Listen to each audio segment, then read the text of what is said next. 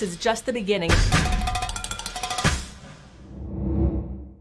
Welcome to News Shapers, Biden's first 100 days of virtual event. I'm Hans Nichols, a political reporter at Axios, coming to you from the Bethesda Bureau. Thank you to Bank of America for making this conversation possible on Biden's first 100 days in office. And also, welcome to our audiences on YouTube, Facebook, Twitter, LinkedIn, and also on Axios.com.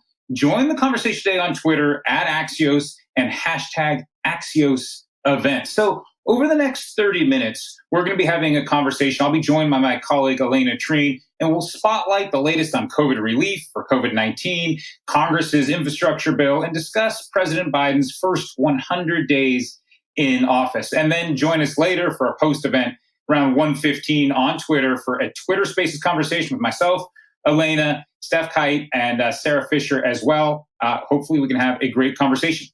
Joining us now for our first guest is Senator Hickenlooper, Senator John Hickenlooper from Colorado. Senator, thanks for being with us. Thank you so much, Hans. Glad to be with you.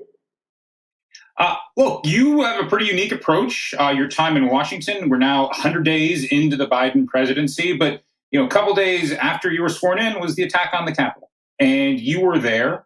I'm just wondering how that attack has sort of shaped, and if not seared, your impression of how Congress can work, how the Senate can work, and how democracy can work. Well, it was my first full day of work, so it was a pretty strenuous orientation, I guess you could say. And luckily, we were insulated inside the Senate chambers, so we didn't know how dangerous it was until we were safely removed and could see it on TV, get back to using our cell phones and things, which you can't use on the Senate floor.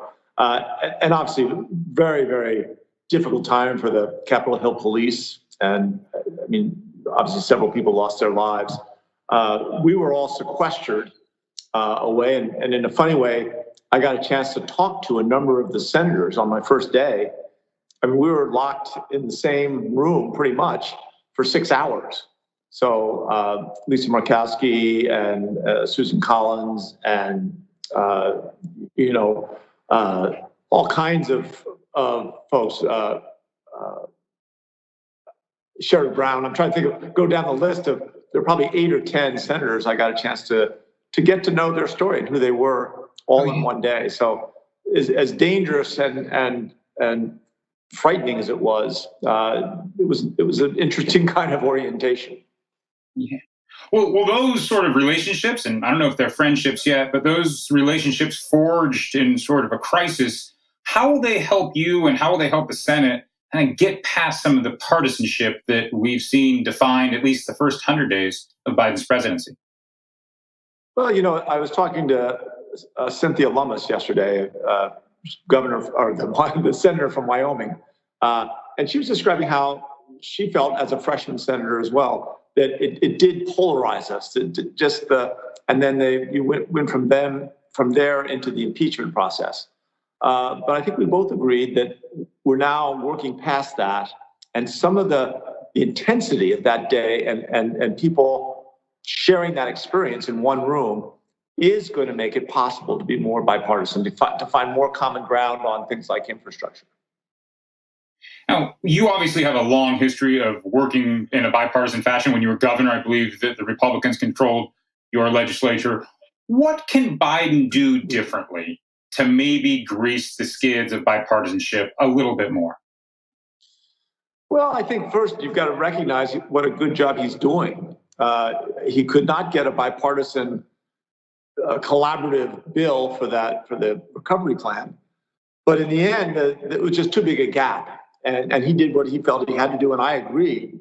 I think he did what he should have done, which is to put a bill together that would get us out of, not just win the battle against COVID-19, but get us out of this recession. Now I think there are more opportunities to be bipartisan. And, he's having Republicans and Democrats go over to the White House. And he really is working hard to listen to the perspectives from the other side of the aisle.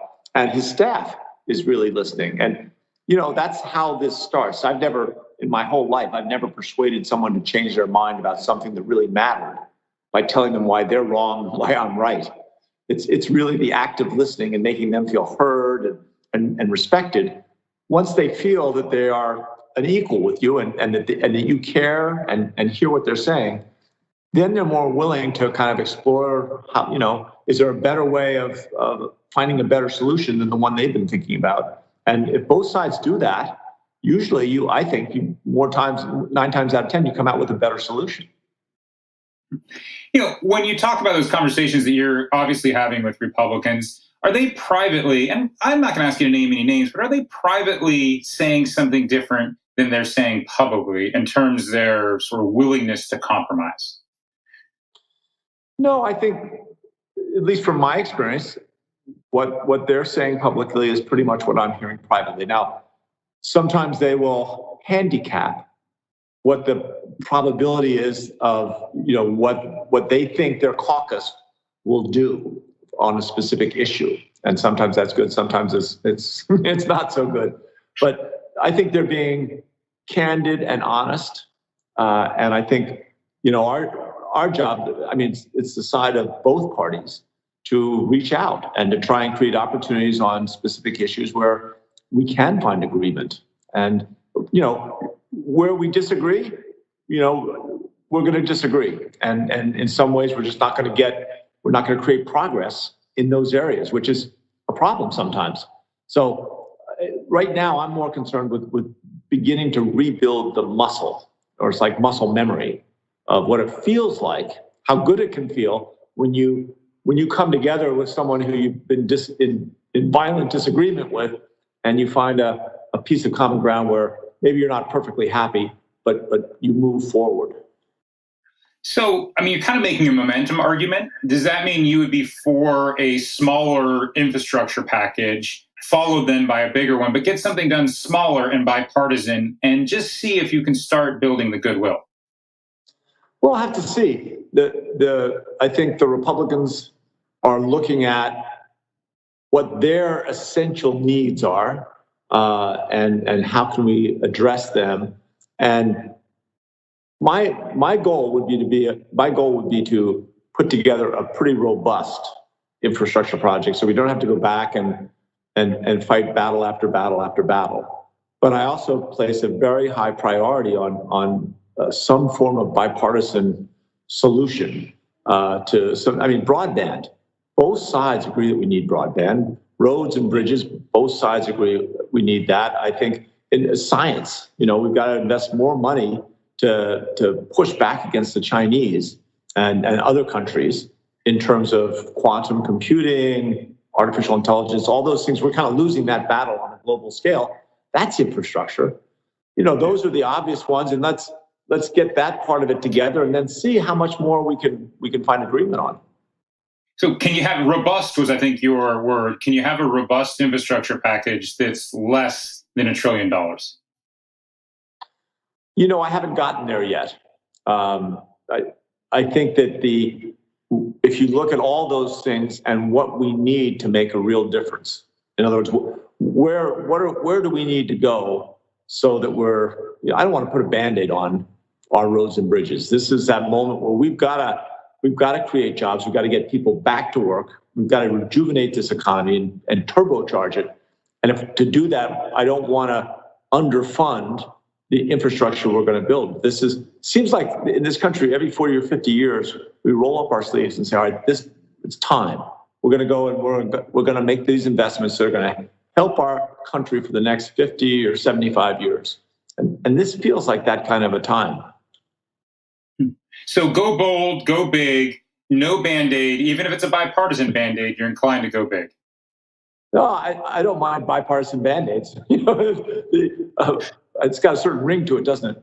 But I do think that to do something bipartisan that you really feel is not going to succeed, is not going to do what the country needs, I think that would be a mistake. Now, again, I'm optimistic. I think that we're going to be able to get to a bipartisan solution, and certainly a solution that many Republicans will be able to embrace. Can we do a speed round here? Where are you on Biden's moratorium on drilling and gas in Colorado? Obviously, climate change is important to you, but where are you on the moratorium? Well, this is one of those things where we're looking at, we have to address climate change. And we recognize that carbon emissions are the issue. And I think what he's suggesting is we take a pause and look at what is happening on public lands. Is that a significant part of this? And if it is, how do we address that?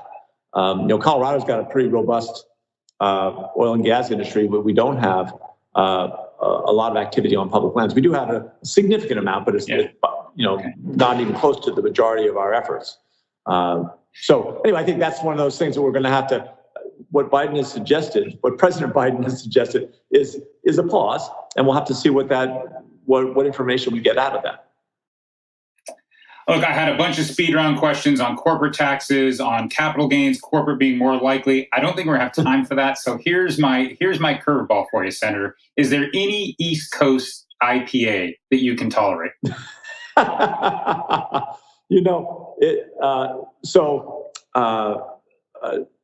What is it? Dogfish down in Delaware. Okay. They have a wonderful, wonderful IPA. That's just one. There are many IPAs on the East Coast. That's a political answer. It's only because the President of the United States is from Delaware, but I'll accept that. And I'll thank you. That's the one to go with. You bet. I'll thank you for your time. Really appreciate it, Senator. Hopefully you can give us some advice on opening up a beer pub when all this washes out and we all have to open up pubs. I want you to give me some advice on that, and we can talk capital gains later. Next, so thanks again, Senator. Thanks for your time. Thank you. And next, we have a view from the top segment with our Chief Revenue Officer at Axios, Fabricio Drummond. Fabricio?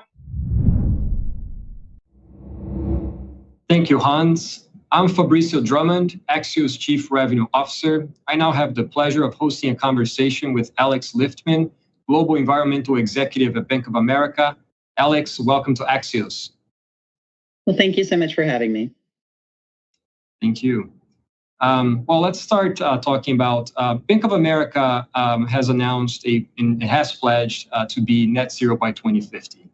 Can you share with us how do you plan to achieve this? Yes, so we've set a goal to achieve net zero, as you said, but net zero across not just our operations and our supply chain, but also our financing activity before 2050.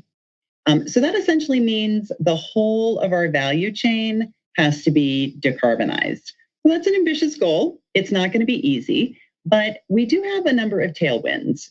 First of all, what's happening with countries around the world? 77 countries have set net zero commitments. That means that 65% of global emissions are covered under a net zero commitment today. We're also seeing our largest clients and our largest shareholders setting their own net zero commitments. And this is really important because in order for us to decarbonize, our clients have to decarbonize. So that is actually our biggest priority, is that last piece of the net zero commitment, decarbonizing our financing and deploying capital to really help our clients in this incredibly important transition to reach net zero themselves by 2050. Across the financial sector, we've seen growth of ESG-themed investments. This is a space that Bank of America is very involved in, including a recent announcement of $1 trillion environmental business commitment.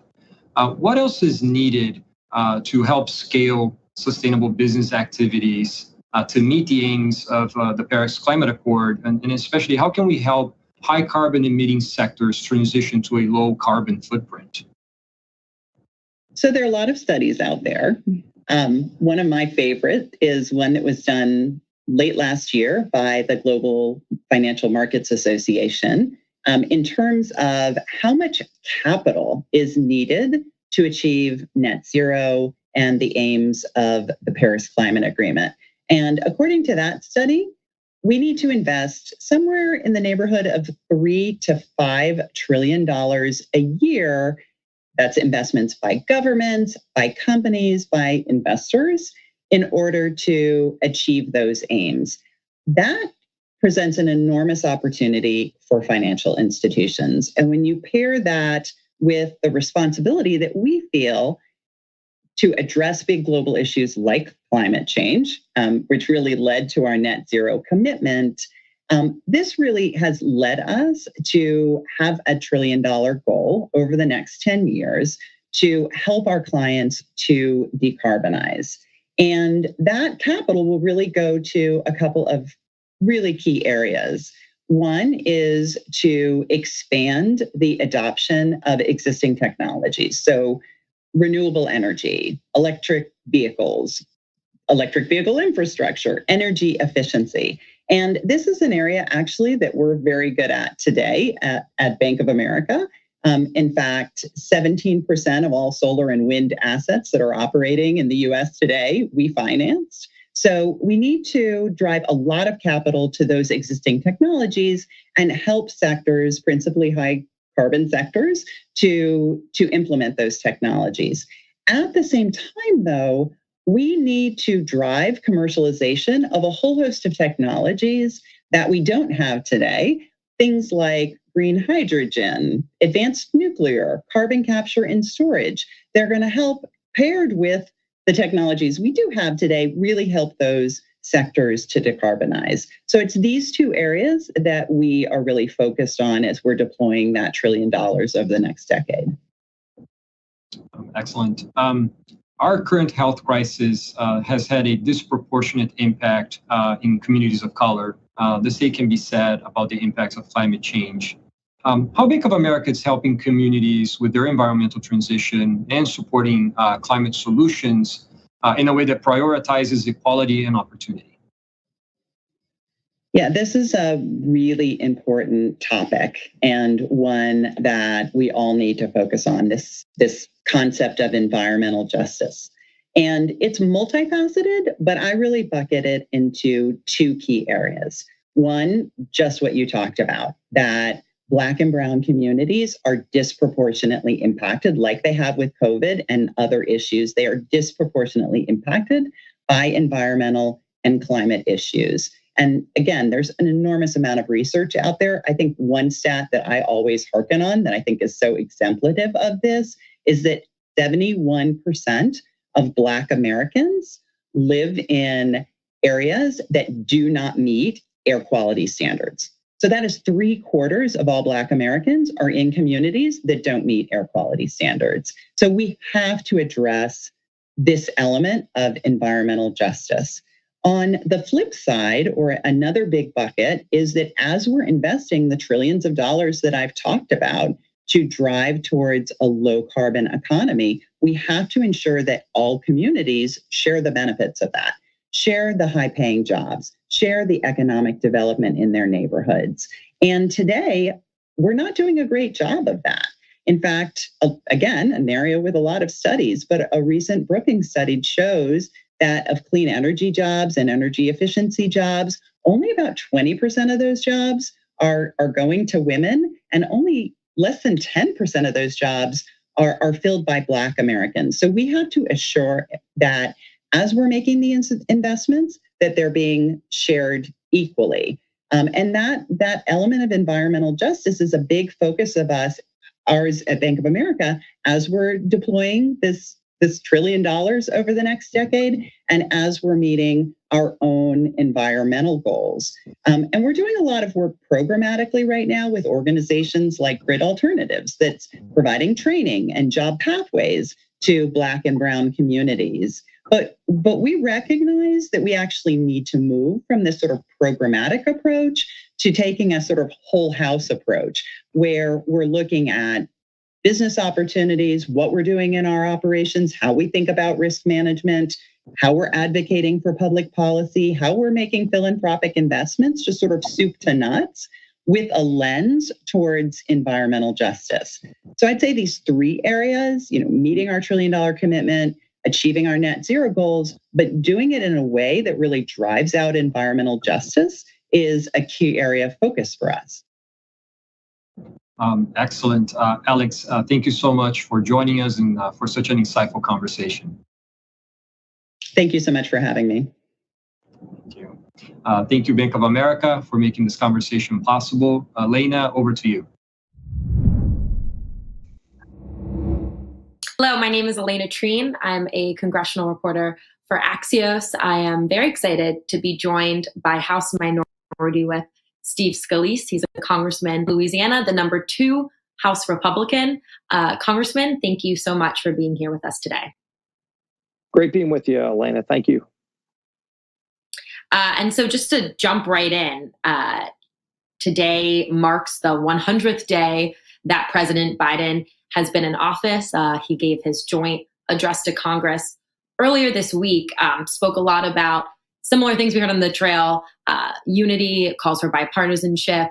He spoke a lot about his infrastructure package and his big proposals that he's put in the future. I'm just curious, though. I know that you and a lot of your Republican colleagues don't think that the Biden administration is doing much to be bipartisan, think that he's catering to more of the left flank of the party. I'm curious, though, what areas you think that there is still hope for bipartisanship. Yeah, Elena, if you look at the first 100 days, it's very much been marked by a far left move to the socialist extreme agenda. And you've seen him from the very beginning. I mean, he canceled the Keystone Pipeline just to appease the radical left. He got rid of a lot of permitting and things that were being done on federal land to produce energy. He then goes and gets rid of the Remain in Mexico policy. Right now, our border is wide open, halts construction of the wall, just to undo Trump policies that were very effective at controlling our border. And then, of course, they did a $1.9 trillion spending bill that had very little to do with COVID. It was mostly about just putting more money out there and bailing out failed states. And so, look, if there's any hope that we can work together, it would be on infrastructure. What he laid out last night or the night before last was not really infrastructure. He's talking about a lot of things that had very little to do with roads and bridges. And so I think there's a chance for President Biden to fulfill his promise by working with Republicans, but he's yet to do it so far. He's been mostly spending trillions of dollars trying to advance the far left's agenda. And when you talk about raising taxes, killing American energy, running manufacturing out of this country, that might be a good agenda for China. It's not a good agenda for hardworking families here in America. Now, Congressman, would you get behind, I know that some Republican senators led by Senator Shelley Moore Capito are putting together, have released now their own version, a $568 billion slimmed down version of an infrastructure package. Would you get behind that? Are you in favor of some more so along those lines? Yeah, Elena, here's where the details really matter, because there are a few different ideas that are being worked on by Republicans and Democrats in the hundreds of billions of dollar range, not the trillions of dollars. But the most important part is the plans that I've seen that I like and would support would be plans that are fully paid for without new taxes. And what I mean by that is reprioritizing existing federal dollars. And there are some good plans that do that. Once you start getting into deficit spending and especially raising taxes on American jobs, making our country less competitive and really hurting our middle class that was starting to come back, that's not something that's good for the country. And it's not what infrastructure is about. So if there's a plan where we can come together on things that actually make sense to build more roads and bridges and broadband and help our infrastructure without raising taxes, that's something I'm very open to. Mm-hmm. And I want to give you an opportunity here, Congressman, because I know a lot of Democrats are criticizing Republicans for being deficit hawks again during the Trump administration. There was a lot of massive packages that he spent billions of dollars, some $1 trillion packages, including his Tax Cuts and Jobs Act, that a lot of Republicans didn't worry much then about the deficit. What is different now, and what's your argument to defend yourself there? Yeah, and the thing there, no Democrat's ever been accused of being a fiscal hawk, but they love giving a lot of misinformation about the tax cuts. And let's start there, because President Biden clearly is trying to undermine the Tax Cuts and Jobs Act, which made our country competitive again. But when we cut taxes, every income level benefited, and the lowest income levels were the ones who benefited the most. So this idea that it was tax cuts for the rich is just a flat out lie. But the important part there is, when we cut taxes, the next year the federal treasury took in more money than it's ever taken in the history of our country, which Democrats don't understand that logic. But when you cut taxes, we brought millions of jobs back to America. You saw so many companies relocating companies that had left America to go to places like Ireland or Canada that moved their headquarters back, that moved jobs back by the millions. And because of that, you had more people working, paying taxes. Hardly anybody was unemployed. If you wanted a job, every company was looking for workers, and they were paying higher wages. So it was great for American hardworking taxpayers, but it was also good for the Treasury because we took in more money by cutting taxes. If they raise taxes, you go look at New York, one of the highest tax states in the nation. Every time they raise taxes, they bring in less money because people leave. Florida just got a new seat in Congress because hundreds of thousands of people fled New York to go to Florida because they don't have an income tax over there, but they have a thriving economy because of it. So lowering taxes actually brings in more revenue. Democrats have never understood that for some reason, but go look at the numbers. That's what really happens. You cut taxes, you create more jobs, more people work, fewer people are unemployed on government welfare programs, and people have opportunity. That's what we should be striving more for. Well, thank you, Congressman. Shifting gears just a little bit, a little over 100 days now, but just looking back to the January 6th attack on the Capitol, you were shot a few years ago, different circumstances, but in both instances, it was anti-violent acts or anti-Congress acts of violence against you and other members. I'm curious, we've heard a lot about a potential security bill, ways to strengthen the Capitol. How did you equate or reconcile maybe the two after having that experience for yourself? And also, how do you think Congress should move forward now in preventing that? First of all, we should always be very vocal against any kind of violence to solve political disputes. It's not who we are as a country. It doesn't matter whether it comes from the left or the right. You noticed during the summer when there were all of these violent attacks, when they were burning down cities, you didn't see any of my colleagues on the left speaking out against that. In fact, you had a lot of Democrats setting up bail funds to bail people out of jail if they were out there in the streets. And I'm not talking about peaceful protests. I'm talking about actual violence where people were injured. Cops were killed in many of those cases. So we all ought to stand up against violence. But we also know that, look, the United States Capitol ought to be the place where people can come and see their democracy in action. Right now, people can't do that. And I want to see us be able to open the Capitol again. Clearly there are steps that can be taken to ensure more hardened facilities so that the Capitol cannot get overrun. People who did that, by the way, on January 6th are being arrested. That's the way it should be. You follow the law, and if you break the law, you're going to be held accountable. But in the meantime, don't shut the entire Capitol down. And interestingly, the same Democrats who take down the wall at the southern border and who say walls don't work at our southern border with Mexico are also putting up a wall in front of the United States Capitol. A little bit of an irony there. So clearly walls work. Why don't we put the wall back up at our southern border and open up the Capitol so that the public can come see our democracy in action. And Congressman, earlier this week, because I know we only have a little time left, you were in Orlando. I know you and your family are big fans of Orlando, but you were there in Florida for the House Republican retreat. One big story that came out of it was kind of this increasingly developing feud, I'd almost call it, between House Minority Leader Kevin McCarthy and House GOP Conference Chair Liz Cheney. You're sort of in the middle of it, but I think you've done a very good job of staying out of it. I'm curious where you come down on that. Oh, well, first of all, we had over 150 House Republicans there at that conference, and it was just nice to be able to get everybody together in person. Like everybody's been bottled up. We're starting to see our economy open up again. People are starting to do things again, and that's the way it should be. But we talked a lot about the future of the country, how we work together to get the House back to fire Nancy Pelosi next year. And by the way, we're very much in unison on that. I know the media likes making a lot out of some of the conversations when maybe Liz Cheney takes some direct swipes at President Trump.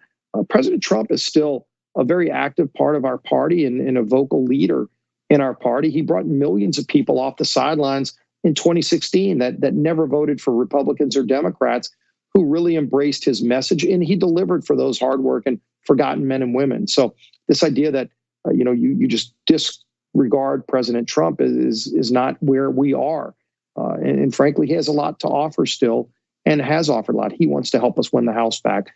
So I do think we've got to focus on what it's going to take to get the House back and present conservative alternatives to this far left socialist movement we're seeing. Those were the conversations we were having. We were very unified, by the way, in those conversations. So I know when we get outside, the press wants to focus on personal divisions. Frankly, we're very united on what we have to do to get our country back on track, to get around the corner on COVID, but to start getting back to the conservative principles that were happening under President Trump that made our country great. We rebuilt our economy. We had secured our southern border. We were also standing up to the bad guys around the world, whether it's Russia, Iran, China. President Trump was doing that. Clearly, that's not happening right now under President Biden. I hope President Biden starts finally confronting some of the bad actors around the world again and secures our southern border. He just hasn't done that yet, but we're very unified on that mission. Well, thank you so much, Congressman Scalise. And thank you, everyone, for joining us for another event that's made us smarter, faster. I want to thank our sponsors, Bank of America, for making this event possible. And for more information, including my newsletter, Axios Sneak Peek, head over to axios.com/newsletters. And if you're interested, please join me and my colleagues, Steph Kite, Hans Nichols, and Sarah Fisher for a Twitter Spaces event at 1:15. We'll be continuing the conversation there.